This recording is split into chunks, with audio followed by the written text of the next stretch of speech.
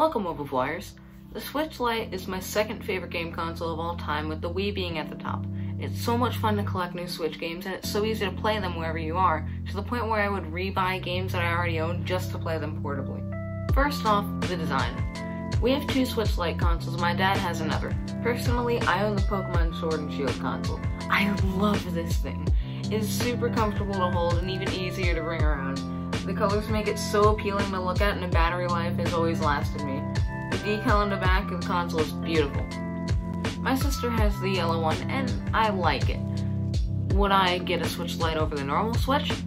Yes. I would rather prefer the Pokemon one compared to the normal Switch. What about any other Switch Lites? No. I wouldn't be upset with the Switch Lite, but I would rather have the normal one. The game library is also seemingly endless.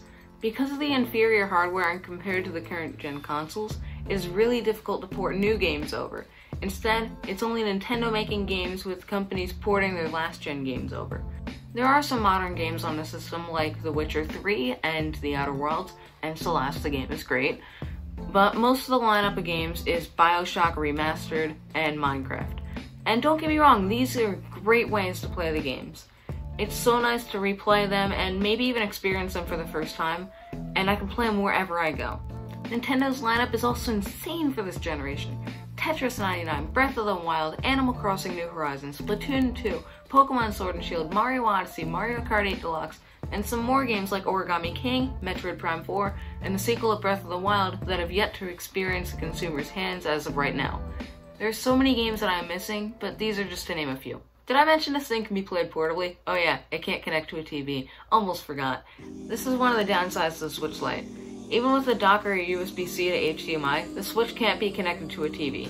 For this reason alone, I got Joy-Cons and a case with a stand because it isn't built into the console.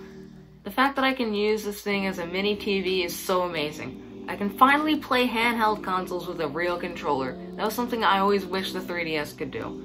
It would suck being at my grandmom's house and having to hold the console to play the games. How uncultured.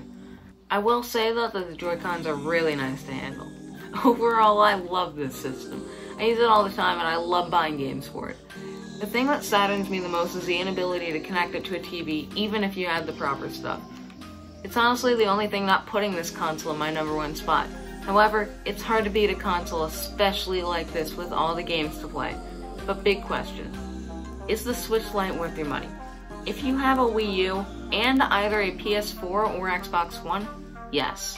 If you plan on getting most games and play them portably, yes. I will gladly take a Switch Lite with Joy-Cons over a normal Switch any day of the week.